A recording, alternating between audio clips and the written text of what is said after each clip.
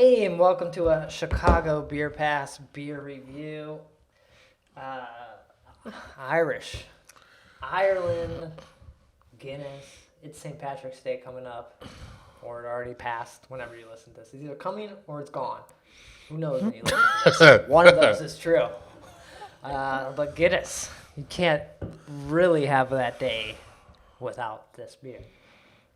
You know, it was a stout that conquered the world. You know, it was the most popular beer in the world until the '60s when Budweiser finally passed it. But up to that point, it was all about Guinness, man, worldwide. Yeah, and we're gonna share one, so this pour is gonna kind of. Oh, is this the draught?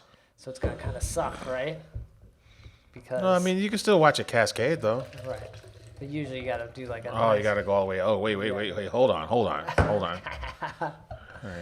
And then we get like a look, I got a little baby Guinness going. They nailed this experience in the can of the drought, right? Of the perfect pour. Nailed it. It's money. Look at that. It cascades all the way up, just like it would if you got it at the bar. Yeah, I feel like we've talked about places in Chicago that do the great Guinness pour, but really, why don't you just have Guinness on the menu and just open up cans and dump them in there? You're gonna get a perfect pour for people that want a Guinness. They deserve a lot of credit for this can and that pour. Yeah. Nitrogenated for smoothness, Brad. Smoothness, you know? Yeah, it looks great. It has that like cherry, like wood color or hue to it. Creamy head. A little toast. Not like a huge aroma on Guinness. That's where they win. We had a craft dark lager from, well, Guinness is an ale, so it's not fair, but the craft dark lager had these big coffee notes in it. And Guinness isn't doing that. Guinness is somehow, it's hard to be like Guinness is refreshing, but it reminds me more of a cola than it does than a dark lager. Yeah.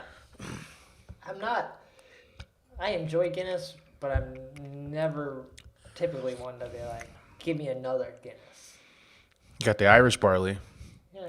I'm not really sure what kind of hops they throw in there. You got the water from the Wickland Mountains, right? So you got the local water, local barley. I forget what kind of hops, but it just kind of does a job. Like it's, what do you call it? It's not dry, but it kind of gets out of the way. It's like very neat. It's a very neat finish. Yeah, it finishes clean.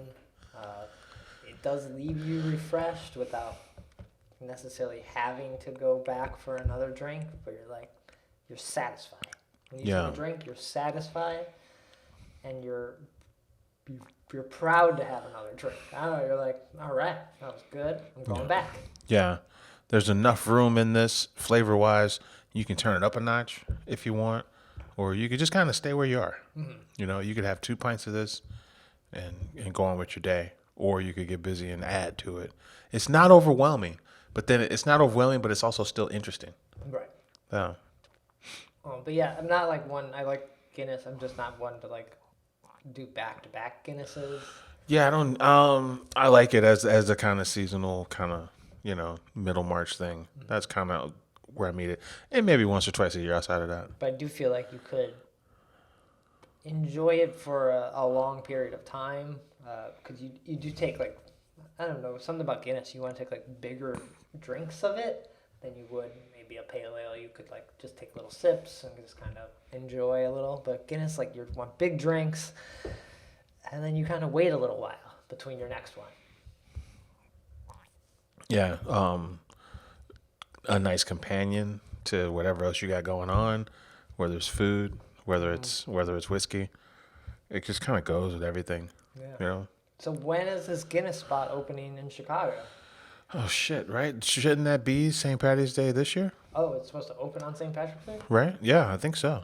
Yeah. Okay. They bought a decommissioned railroad, like a depot. It's a railroad depot, and basically in West Loop. So converting railroads and power plants. Yeah. Yeah. You know, and they had a press conference out in like I guess in fall now, on a rainy day in the fall. They said, hey, this old decommissioned railroad depot is going to be the new Guinness. This was an open St. Patrick's Day? Yeah. They should be having like a pre-party soon, right? Yeah. I've heard nothing about this. Everything's probably behind schedule, be my guess. Yeah. Yeah. St. But Patrick's Day 2023 now. no, you gotta come on. You're Guinness. You gotta pull that. I mean, because you got 8 months leeway, right? You gotta I make. don't know. It's Chicago. That seems fast. I'd be disappointed if the Guinness. Oh yeah, so the Guinness downtown didn't open. So this is the second Guinness U.S. location. The first one was in like suburban Baltimore. Right. Yeah, and they're gonna be making beer there. I think if they have any sense, they're gonna have some guests there. But then it's gonna be like beer from Ireland and then beer made on premise, because that's how the one in Maryland is. Okay. And then they're gonna have a bakery there because they like to do this brewer's bread thing. Nice. And there's a component where they just give away a lot of they make constant donations. That's part of this, to be like a community hub that makes donations to organizations that are close to them, proximity to them. Okay. So, but I'm just excited that shit. It's downtown, and it's a new brewery downtown and a new space. It's a space. But it's not downtown. It's over in Well, it's in West Loop. it's Sorry. like Republican. And Yeah, it's just North Republican. yeah. Yeah. So, more Fulton Market than downtown. Sure. Mm-hmm. Yeah. It's like it's almost like right across the street from that place called Recess, right? It's like a bar with a bunch of containers. It's like a huge outdoor space, and there's like shipping container things. Oh, it's like the venue is made up of shipping containers? Some of the outside is, but it's like a huge outdoor. It's all like mostly outdoor patio. That sounds fun. Yeah. No. I want to see it.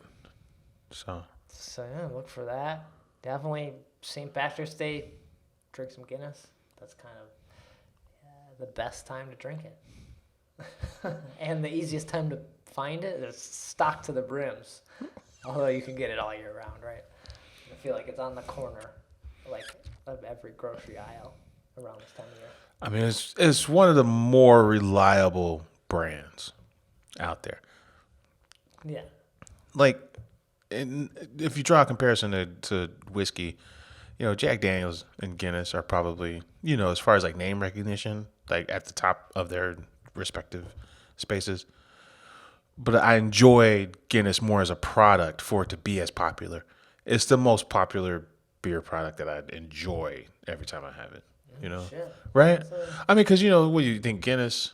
If you think of the most popular beers in the world, you think Guinness, you think Budweiser, you think Coors, But like seltzer.